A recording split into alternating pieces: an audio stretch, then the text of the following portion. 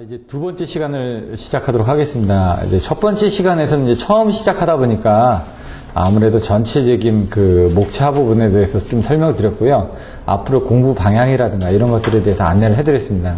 이제 두 번째 시간부터는 이제 실제 그 자료를 가지고 설명을 드릴 텐데요. 지금 설명드린 자료는 지금 절판돼 가지고 이제 그 판매는 되고 있지 않습니다. 그래서 이제 여러분들한테 파일로 보내드렸으니까 여러분들이 그거를 출력해서 보시든가 아니면은 같이 제본을 해가지고 보셔도 상관없습니다. 첫 번째 이제 그 HVDC 쪽부터 해가지고 나갈 텐데요. 설명들을 보시면은 HVDC란 뭐냐? 발전소에서 발전되는 교류 전력을 직류주로 변환시켜 송전하는 수전점에서 재변환시켜 공급하는 방식. 근데 여기서 아까 보셨죠? 여기다가 AC/DC 변환하는 거 밑에다 그림 하나 더 그려줬죠? 정의해서 전달을 하기 위해서 그림을 하나 더 그렸다는 얘기입니다. 그리고 적용 분야는 해장연도로 그냥 외운다고 그랬죠? 해저 케이블, 장거리 송전, 연계, 도시 밀집 지역 이렇게 해장연도로. 그러면서 이제 현황이 어떻게 되냐? 스미일제로 저는 외운다고 그랬죠? 스웨덴, 고틀랜드 섬, 그 다음에 미국, 태평양 연안, 그 다음에 일본 동부 서부, 제주 해남. 근데 이게 동부 서부에서 여기 딱 보시면은 북쪽은 어떻게 되냐면요.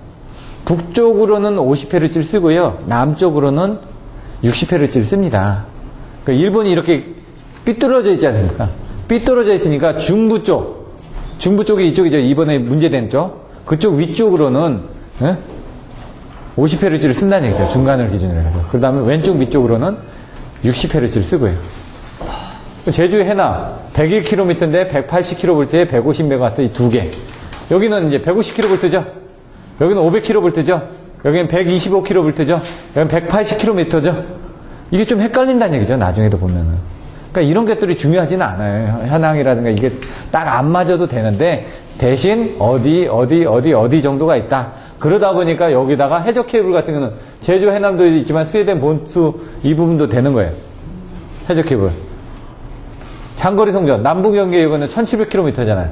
여기. 장거리 송전이 되겠죠. 교류 계통 간의 연결이 어떻게 되겠어? 일본 동부, 중서부. 여기 되겠죠? 이런 식으로. 아까 그런 부분을 옆에다 갖다 쓰셨잖아요. 옆에다 딱딱. 이렇게 맞춰서.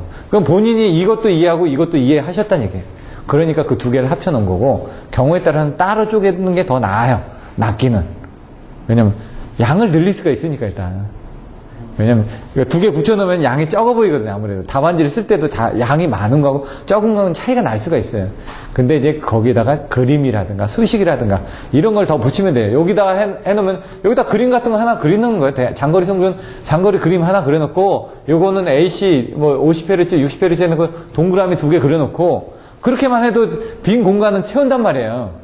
그럼 여기 내용 있지만은, 여기 내용 있지만, 옆에서 충분히 설명이 되고, 그거에 대한 보완으로서 밑에다 또 설명이 하나 더 들어가는 거니까 채점자한테 확실하게 전달하기가 좋단 말이에요. 여기 이제 그림 같은 걸 하나 더 넣어줬으면 그렇게 구성도는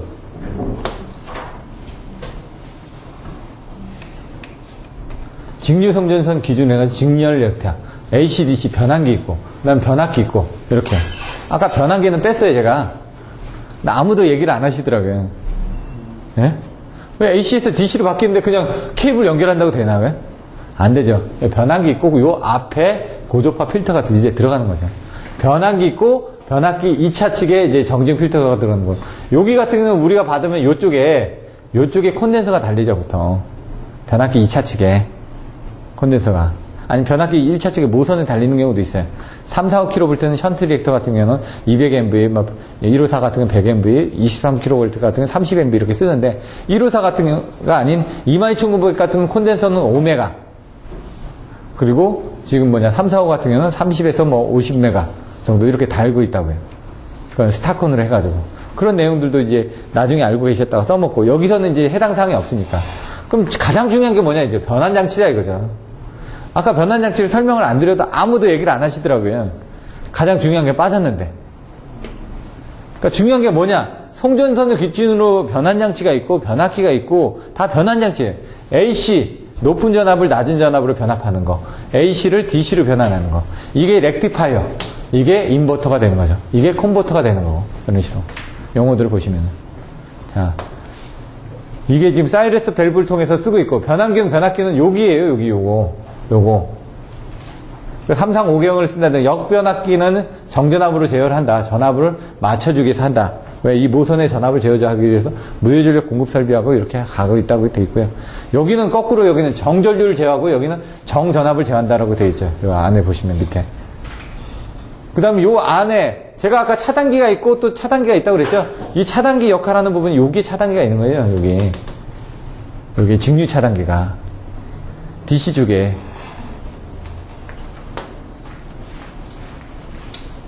직류 차단기는 전류 0점 발생 장치. 왜? 직류는 항상 이렇게, AC는 이렇게 가죠. 네. 그렇기 때문에 0점에서 차단을 할 수가 있어요. 근데 DC는 이거기 때문에 0점에서 차단을 못하니까 얘를 차단하기 힘드니까 0점으로 발생을 해가지고 거기서 저항을 이용해가지고 차단한다. 이렇게 돼 있어요. 직류 차단기 같은 경우는 예를 들어 철도 쪽에 가면은 DC 1500V짜리가 6600 차단기하고 똑같아요. 크기가. 1500인데도 불구하고. ACB 같은 건 작잖아요. ACB 690V 이러잖아요. 그거 차단기에 한 두세 배 이상 크기가 된다고 그래요. 0점이 없으니까. 여기 보시면 고주파 필터. 저쪽에 있는데 그림엔 안 그려져 있는데 여기는 설명이 되어 있다는 얘기예요. 그래서 아까 그런 것들 그림을 좀 그려 놓으시라는 얘기예요. 다 다른 사람은 그려요. 근데 여기 없다고 해서 여러분들이 안 그리실 필요가 없다는 얘기예요. 다른 답안지를 보고 더 쓰시라는 얘기예요. 케이블. 이 MI 케이블이죠. 직류 MI 케이블 시험에 나왔습니다. 바로 전전 시험에. 제가 이번에 간 게 이제 동해인데, 동해항을 들어갔다 왔거든요. 동해항에. 동해항 바로 앞에, 동해항 앞에, 길만 건너면 되거든요. 거기 LS 산전 동해 공장이 있어요. 거기서 직류 MI 케이블을 만든 거예요. 그것 때문에 거기다 공장을 지었어요. 왜? 거기서 만들어가지고 배를 바깥에 동해항에다 놓고 이제 케이블 만든 걸 그쪽에다 배 위에다 실은 거예요. 덜덜덜 말아가지고 다 실어놔가지고 그 다음에 쭉 가서 아까 100kg가 된다고 그랬잖아요. 100kg를 어떻게 만들어요? 실지도 못할 거 아니에요. 만들어서. 그러니까 만드는 족속 그 밑에 그쪽으로 터널로 해가지고 바로 항에 배를 갖다 놓고 거기다 다 실은 거예요. 다 실어가지고 가서는 어떻게 돼요? 그냥 밑에다 쭉 놓기만 하면 되잖아요. 그렇게 해서 설치를 했어요. 두 번째 케이블을. 그래서 그 공장 때문에 만든 건데 안양 공장도 그쪽으로 온다고 했다가 아직은 안 오고 그냥 거기만 사용하고 있다고 제가 얘기를 들었는데 유침기는 기름이 들어가 있다는 거예요. 종이하고. 근데 MI 케이블도 종이 케이블이에요. 종이 케이블에 강도만 강하게 해가지고 물이 침투하지 않게끔 기름 같은 게 들어가서 바깥에 감겨져 있는 케이블이라는 얘기죠. OF, GF 파이프 케이블. 이런 거죠. GF는 가스 필드라는 얘기죠. 가스 필드. 어렵게 생각하시지 말고 여러분들이 알고 계시는 부분을 생각하시면 돼요. OF가 뭐였죠? 오일 필드잖아요. 유입이라는 얘기, 유입을. POF, 파이프 오일 필드. 필이 아니라 필 케이블이죠. 풀 케이블이 되고 있고. 철탑. 교류 송전 철탑에 대해서 크기와 높이가 3분의 2 정도다. 왜? 아까 코로나 때 배우셨잖아요. AC는 21kV밖에 못 견뎌요. DC는 30kV까지 견딜 수 있기 때문에 크기가 작아져도 된다는 얘기예요. 접지전극. 아까처럼 이제 AC, DC 변환을 하다 보니까 여기 기준 전이가 필요하겠죠? 기준 부분이. 돌아오는 부분은. 그래서 이 부분은 잘 안 써요. 단극. 먼저 이제 뒤에 부분을 보시면은 요건 이따가 설명드릴게요. 직류 피력이. 이쪽에서 뭔가 외부에 문제가 생겼을 때 받아들여야 되니까 직류 피력이 있을 거고. 직류 리액터. 아까처럼 평화를 시켜주기 위해서. AC를 DC로 바꿔주자면 이런 식이 나오면 이 끝부분이 이렇게 맥동률이 생길 거 아닙니까? 그 맥률을 이제 평화를 해주기 위해서 리액터를 쓰는 거예요. 필터 역할을 하는 부분들. 여기 보시면 이제 단극하고 쌍극 이 밑에 내용들이 나와있죠? 단극 1회선, 도체, 쌍극 1회선. 그림이 이제 위에 있는데, 먼저 이걸 보고 그림을 보시면은, 단극은 극이 하나밖에 없어요. 그러니까 사이리스가 이쪽에 하나, 이쪽에 하나밖에 없어요. 쌍극은 위에 하나, 밑에 하나. 극이 위아래 두 개 있다는 얘기예요, 지금. 왜? 순변화 쪽, 역변화 쪽. 그러니까 실제로 여기 극이 하나 있고, 여기 극이 하나 있는 거예요. 변환 장치가 두 개가 있는 건데, 여기는 순변환을 해주는 거고, 여기는 역변환을 해주는 거고, AC에서 DC로 해주고, 여기는 DC에서 AC로 해주는 거고. 극이 하나 있냐, 두 개 있냐인데, 아까 얘기했죠. 접지전극이 어떻게 했냐. 케이블 하나는 무조건 가요. 근데 나머지 케이블을 어떻게 할 거냐? 직접 케이블을 끌 거냐? 그럼 돈이 케이블 두 가닥 가니까 힘들 거 아니에요.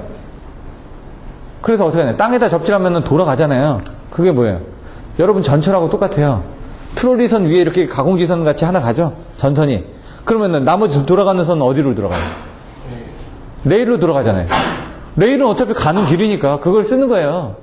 얘도 도체 기로를 하든 아니면은 대지 기로를 하든 해수 기로를 하든 도체 기로를 한다는 선을 하나 끈 거예요. 그러니까 케이블이 두 개가 간 거고 해수 기로나 대지 기로는 선 하나만 끌고 나머지는 도체 부분을 대지나 해수로서 이용을 한다는 얘기죠. 대지나 해수가 이용되니까 경제적이다. 도체는 그런 부분이 안 되는 부분. 네, 쓴다. 중성적 한단 접지는 접지를 한쪽만 잡은 거예요. 양단 접지는 양쪽이 잡은 거예요. 근데 거기다 도체를 또 연결했느냐. 아까처럼. 그 방식이 차이가 나는 거예요. 그럼 여기 가서 도체 연결한 부분이 요 뒤에 내용이 나오죠. 중성선 방식. 중성선을 설치한 거. 이렇게. 이제 위로 올라가면 다시 그림을 가지고 보시면 당극인데 어떻게? 여기 하나 더 올라가야 되네. 선을 안 썼죠? 대지나 해수기로 방식이죠. 이건 선을 썼죠? 도체를 썼죠? 얘는 극이 두 개죠. 근데 접지를 하나만 잡았죠. 극이 두 개인데 접지를 두 개 잡았죠. 극이 두 개인데 중성선을 썼죠. 이게 중성선 방식이 되는 거죠. 지금 이렇게 쓰면 장점이 뭐고 이렇게 쓰면 장점이 뭘까요? 얘는 얘가 돌고 돌아서 이런 부분이 있는데 얘는 확실하게 이걸 쓸 수가 있어요. 근데 얘는 이제 돈이 많이 들어가니까 이런 방식은 안 쓰고 여기 이렇게 접지만 잡아도 되죠. 근데 이제 여기서 나오는 게 호모폴라, 바이폴라가 나오는 거예요. 요 다음에. 호모는 극과 극이 만나는 거잖아요. 바이는 틀린 거잖아요. 바이메탈 어떻게 되죠? 극이 틀린 거를 바이메탈이라고 그러죠. 바이사이클 뭐죠? 바퀴가 사이클. 원이 두 개 있는 게 바이사이클 자전거 아니에요. 두 개란 뜻이에요. 두 개. 바이가. 호모도 두 개죠. 뒤에 가서 보시면 이제 호모폴라. 연결극성을 반대로 연결한 방식. 여기 반대로 연결했다 이거죠.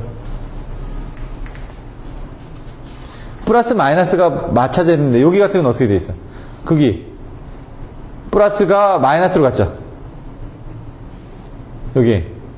여기 반대극성이라고 이게 좀 하니까 좀 애매한 부분인데 여기서 보시면은 같은 극성이 연결되어 있는 게 이렇게 같은 극성이. 근데 이제 설명을 할 때 이제 그렇게 한 거고 얘 같은 경우는 얘 쪽으로 가서 이쪽으로 연결됐잖아요. 이제 플러스에서 가서 이제 플러스로 같이 돌아갔다는 얘기 이렇게. 근데 얘는 얘 보면은 반대 극성으로 이제 연결됐다는 얘기죠. 이쪽으로 봤을 때는 개념적으로. 그러니까 이게 말이 조금 이상하긴 한데 여기 보시면 극성이 반대가 된다. 호모폴라에서는 대지로 흐르는 전류가 큰다. 여기서 이렇게 되고 이렇게 되는 부분이죠 지금. 근데 얘 같은 경우는 이렇게 가니까 이렇게 가죠. 가운데를 안 가죠. 얘는 가운데로 간단 말이에요. 가운데로 가는데 이쪽으로 가고 이쪽으로 가다 보니까 여기는 I, 여기는 I인데 이쪽은 2I가 들어가겠죠. 그러니까 그 주변에 어떤 영향을 미칠 수가 있다. 두 개의 전류가 가운데로 흘러가니까. 얘 같은 경우는 어떻게 이쪽으로만 돌잖아요. 이쪽으로만 돌다가 얘가 끊어졌어요. 만약 끊어지면 얘는 이렇게 돌면 되죠. 이렇게도 돌 수가 있어요. 이렇게 돌고 이렇게 돌 수가. 그러면 가운데에서 봐서는 없어지겠죠. 또 바깥으로 돌 수도 있고. 그래서 얘 같은 경우는 어떻게 하냐. 보통 50%만 돌려요.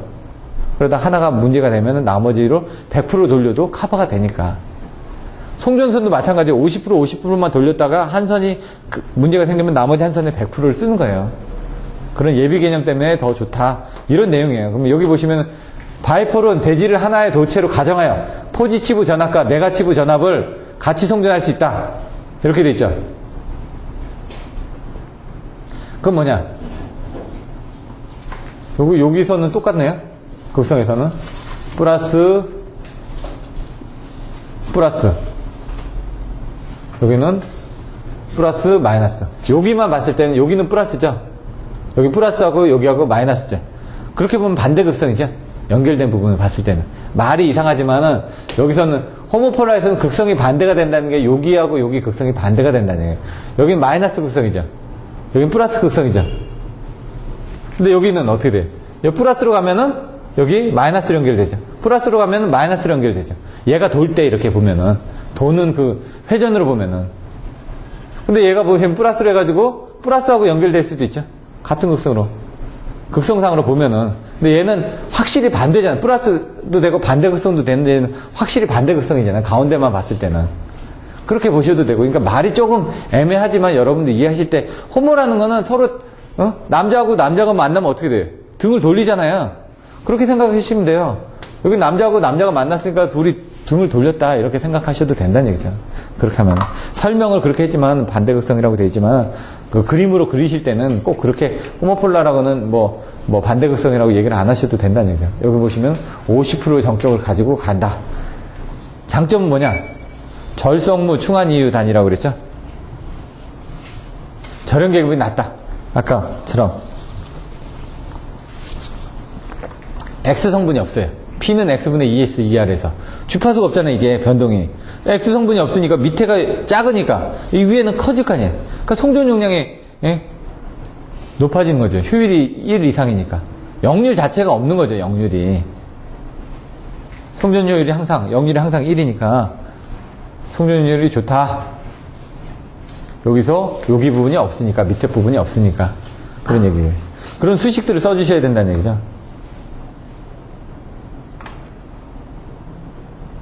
안정도가 좋다. 여기서도 얘가 없으니까 여기 부분에 대한 송전 용량이 높아지니까 더 좋아지겠죠. 비동기 연계가 가능하다. 아까 AC, DC를 바꿔주니까 그게 가능하다고 그랬죠. 단락 용량 건감된다. 무효전력이 전달이 없으니까. 왜냐면 중간에 무효전력 X 성분이 없잖아요. 그러니까 고장 전류를 새로 계산을 해야 된다고 그래요. 앞에서 어떤 게 센 놈이 들어오더라도 일단 여기서 끊겨요. 끊기고 나서 그 다음에 여기서부터 새로 시작하니까 단락 용량이 경감이 되는 거죠. UPS나 이런 팩츠나 HVDC 쪽에서는. 과도한 정도 향상, 뭐 유전체선, 뭐 이런 거. 절성무 충한이 유단 전차무 고냉지. 절성무, 송전 용량, 무효전력이 공급장치가 무효전력이 필요가 없다는 얘기죠. 무효전력이 없으니까. 무효전력 공급장치가 필요 없잖아요. 그 다음에 무효전력이 없으니까. 절성무, 충전전류가 없죠. C 성분이 없으니까. XC나 뭐 이런 부분이 안 되잖아요. 주파수에 변동되는 XL이나 XC 같이 주파수에 변동되는 그런 부분이 필요가 없잖아요. 안 정도가 좋다. 이계통 변화가 한다. 유도장애 영향이 없다. 단락 용량이 경감된다. 앞에서 설명드렸던 걸 이제 순서적으로 외워주시면 돼요. 절성무 충한 이유다. 그러면 단점은 전차무 고냉지. 전압 변성이 어렵다. AC/DC. DC에서 뭐 110kV에서 50kV 막 뚝뚝 떨어졌다 올라갔다 그런 부분 힘들다는 얘기죠. 사이리스트를 이용해가지고 또 그 단계별 전압을 낮춰줘야 되니까. 차단이 어렵다 이거죠. 아까처럼. 직류 0점이 없으니까 차단계가 커진다고 그랬죠. 무효전력 공급장치가 필요하다. 우리는 무효전력 없으니까 수용과 쪽에서 무효전력이 필요하니까 고저파에 의한 뭐 필터 등이 필요하다 이거죠. 고저파가 많이 발생하니까. 그리고 고저파에 대한 영향들이 있다. 냉각 장치가 필요하다는 얘기죠. 사이리스트에 대한. 대지기로식 전식, 해수기로식, 뭐 대지기로식 전식 부식, 뭐 자기 컴파스 뭐 이런 부분에 대한 내용들을 쓰시면 되고요. 근데 키워드가 안 나오면 못 쓰죠. 그러니까 그 키워드를 설명을 드리는 거예요. 무효전력 보상 설비가 크다, 뭐 이렇게 단점, 고주파 제거용 필터 설비가 필요하다, 승합 강압이 곤란하다 이렇게 되고. 교류 방식의 장점은 뭐죠? 키워드? 뭐 1의 승차, 뭐 승해일, 뭐 여러분들 외우시기 좋게끔 하시면 돼요. 여기는 이제 승해일로 돼 있어요. 승해일로. 왜냐면 기본서에는 승해일만 있거든요. 1의 승차, 차단 변성이 뭐 차단 부분이 양호하다 뭐 이런 부분이 있었죠. 교류 방식에서는. 승합 강압 및 변경 용이다. 회전 자기를 얻을 수 있다. 일관된 개통 운영을 할 수 있다. 차단 용량에 대한 부분. 그런 부분 보시면 되고요. 차단이 쉽다. 이거는 그거의 반대 개념을 쓰시면 돼요. 그냥 내용들. 단점 같은 경우는 조금 애매해요. 근데 여기서 송전 손실이 크죠. AC니까. DC에서는 송전 손실 자체가 없으니까. 유도장애 크죠. 전류가 많이 흐르니까. 지락시에 지락 전류가 크잖아요. 거기에 따른 유도장애, 정전유도, 전자유도 이런 것들이 생기고.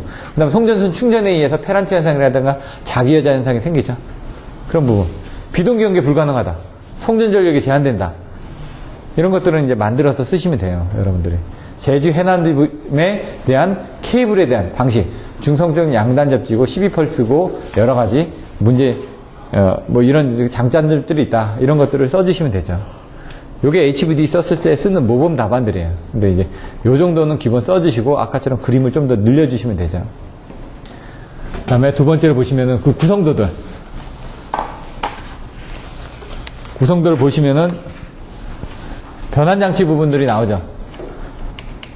근데 이제 변환장치를 딱 보면은 얘가 12펄스를 썼는지 알 수가 있어요. 변압기가 벌써 3권선이잖아요. 한 권선을 쓰면 6펄스예요. 근데 그거를 이제 병렬로 해가지고 12펄스로 만든 거예요, 지금.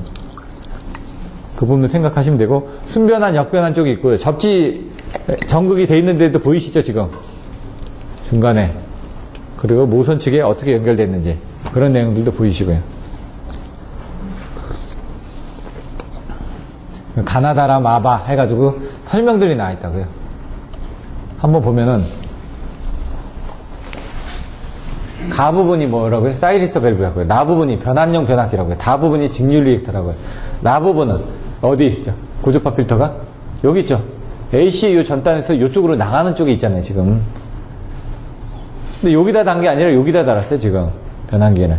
필터를. 왜? 여기서 발생된 부분이 여기 계통에서는 없잖아요. 이쪽으로 나가는 다른 계통 쪽에다 연결을 해야 되니까 여기다 달 수도 있어요. 여기다 달 수도 있는데, 예? 여기다 달았다는 얘기예요. 근데 여기다 달기 위해서는 어차피 또 변압기를 또 썼을 거예요. 왜냐면 고주파 필터가 고압 부분은 없거든요. 저압밖에 없기 때문에 그거를 변환장치로 썼을 거예요. 근데 얘는 이렇게 한 개 묶음이 이렇게 돼 있는 거예요. 이렇게. 그러니까 여기다 안에다 못 다른 거예요. 왜냐면 6펄스를 쓰기 위해서 이렇게 같이 묶여져 있어요. 지금. 그 다음에 조상설비 어디 있다고요? 이쪽에 있다고요. 어디? 여기 보시면 이 변압기 1차 측에 있겠죠. 이쪽에. 여기. 이쪽에 동기조상기, 조상설비는 여기 있네, 여기 콘덴서. 아까 그 모선에다 단다고 그랬죠? 그런 식으로. 왜냐면 여기서 다른 쪽으로도 부하가 나갈 거니까. 해남 변전소에서 여기만 쓰는 게 아니라 다른 쪽으로 여기 보시면은 다른 피더들이 또 나갈 거거든요. 이렇게 해서 지금 송전솔로들이 들어왔잖아요. 송전솔로 쪽이 들어가고 여기 지금 여기 피더들 있잖아요. 여기 피더들. 요 피더들에 쓰기 위해서 콘덴서를 달아는 거예요. 요 피더는. 요 라인이. 여기는 22,900으로 나갔는지 그거는 제가 잘 모르겠고요. 전압 부분은 한번 봐야 되니까. 보시면 이제 송전선. 그렇게 중요하지는 않고요. 딱 보시면은 지중 송전선. 지중 송전선 채용 장소 키워드가 뭐 말까요? 네 글자. 자, 미밀신보. 어떤 그 보법 같죠? 여기 옛날에 보시면 옛날에 그 무협지 같은 거 보면 네 글자로 나오지 않습니까? 여러분들 좋아하시는 거. 미밀신보, 어떤 부분이니까, 미관이란 얘기죠. 밀도란 얘기죠. 신뢰도란 얘기죠. 보안이란 얘기죠. 그 정도 알고 나시면 거기다 이제 살 붙이면 돼요. 도시 미관을 중요시 하는 거예요. 수용 밀도가 높은 거. 신뢰도가 높은 지역. 보안적인 부분 때문에 좀 까다로운 부분에는 가공선로를 안 하고 지중선로를 한다. 경과지 선정 시 고려사항은 한번 보시면 될 것 같고요. 구성 방식은 얘가 지중선로에서는 유루방수로 외웠었어요. 저희가 앞에서는. 12장 가면 이제 조금씩 틀려져요. 내용이. 지중선로도 고압 지중이냐, 이제 고압 가공, 그 다음에 그 배전선로 쪽의 전기 방식에서는 약간 좀 틀려지거든요. 거기서 이제 비교만 하시면 되고, 여기서는 이제 유루방수로 외워주시면 돼요. 유닛식의 저번에 설명드린 유닛식의 가장 큰 장점은 변압기 1차 측에 차단기가 없다. 그게 가장 큰 키포인트예요. 그래서 뭔가 정전시키려면 한전 변전소까지 같이 정전시켜야 돼. 그게 단점이죠. 근데 설비비가 적게 들어가니까. 변압기 고압 측에 어떤 설비가 적게 들어가니까 장점이다. 루프, 말 그대로 돌아오는 거죠. 돌아오니까 이제 합리적이고 경제적이겠죠. 정전도 안 되고. 그 다음에 방사상시키니까 나뭇가지처럼 쫙쫙 뻗어나간다는 얘기죠. 그 수지상, 마찬가지로 나뭇가지처럼 쭉쭉 뻗어나가요. 근데 이 수지상은 나뭇가지처럼이 아니라, 더 퍼져나가는 거죠. 그러다 보니까 메인이 죽으면 다 죽어버리는 식으로. 물론 방사상식도 메인이 죽으면 다 죽을 수가 있어요. 근데 방사상으로 쪼개지는 부분의 어느 부분이냐에 따라서 틀려지는데, 수지상은 그게 이제 막 겹쳐 있잖아요. 그림 옛날에 생각나시겠지만. 포설 방식에서는 직매식, 관로식, 전력구식이에요. 직매식 같은 건 땅에 바로 파묻는 거니까 그걸 생각해서 그림을 그리시면 되고요. 그렇게 설명을 해주면 되고. 관로식 같은 경우는 3회선에서 9회선 사이 ELP 간을 묶는 거예요. ELP 간을 묶다 보니까 이렇게 관로 부분이 나오는데 장점, 단점 이렇게 보시면 되고, 암거식이 바로 전력구식이에요. 여기서는 지중선로 할 때는 직매식, 관로식, 암거식 요 세 가지의 타이틀이 있다. 이거를 먼저 생각하고 거기에 대해서 직매식은 선로가 작아요.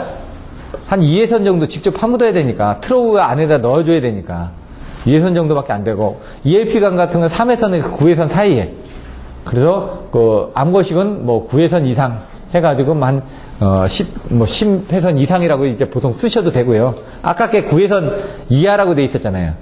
그럼 얘는 10회선 이상이라고 쓰면 되죠. 정 안 되면은. 그래서 이런 것들을 많은 가닥들을 시공하는데 편리하다. 근데 이제 돈이 많이 들어가죠. 전력구라는 어떤 룸을 만들어가지고 계속 들어가야 되니까. 나머지, 이제 기타 사항으로는 이제, 지중해 영향을 받는 경우, 받지 않는 경우 해가지고 0.6m, 1.2m 해가지고 아까처럼 지중 포설 케이블에 대한 위치 조건이 어떻게 됐냐 나와있죠. 접지 같은 건 0.75m, 75cm 이상 밑으로 파묻으라고 돼 있잖아요. 접지 전극을. 울타리 같은 건 높이들 있죠. 6.5m 이상. 해가지고, 여기까지 5m면 여기까지 1m가 돼가지고, 전체적인 충전부하고 이격거리를 몇 미터 이상 돌아. 그리고 이제 5m, 6m 해가지고 나와있지 않습니까? 고속도로 위에 같은 경우, 전선이 횡단하는 경우 몇 미터 이상 뛰어라. 이런 식으로 여러분들이 다 알고 계시는 내용들이 있을 거예요. 근데 그런 것들도 상황에 따라서 여러분들이 써먹으면 된다는 얘기죠. 여기도 마찬가지로 중량물의 압력을 받는 경우 1.2m고 그렇지 않은 경우 0.6이라고 그 전에 알고 계셨던 내용들을 똑같이 써먹은 거예요. 냉각 방식. 여기서 이제 송전 용량 증대 방안하고 똑같아요. 지중 케이블의 송전 용량 증대 방안은 온도를 떨어뜨리는 거예요. 그래서 직접 냉각을 하냐, 간접 냉각을 하느냐, 이런 식으로 나오죠. 그래서 아까 설명드렸던 것처럼 송전 용량 증대 방안을 하게 되면 발전소 쪽, 송전선 쪽, 그 다음에 변전소 쪽, 배전소 쪽, 이건 전압 조정이었지만 얘는 어떻게 하냐? 가공 송전선로, 지중 송전선로, 이렇게 나눠진다는 얘기죠. 그럼 여기 같은 경우는 지중 케이블이니까, 지중 케이블에 대한 부분에 대해서 용량을 증대하기 위한 방법들은 케이블에 대한 냉각을 해주는 방법밖에 없다고요. 케이블에 냉각하는 부분이 뭐였죠? 새로운 케이블이? 고무 케이블, 지저형 케이블, 그리고 새로운 케이블에서, 예? 광극초, 관로기준 케이블, 극저온 케이블, 초정도 케이블이잖아요. 그게 뭐죠? 다 온도를 낮춘 거예요. 그러니까 얘 같은 경우는 CV 케이블인데 온도를 낮출 수가 없으니까 어떻게 됩니까? 물을 집어넣어가지고 온도를 낮추는 거예요. 수냉각을 시켜가지고. 근데 물을 직접 냉각을 시키면은 직접 냉각이 되는 거고, 간접 냉각은 옆에 구멍을 뚫어가지고 따로 옆에 냉각시키는 거죠.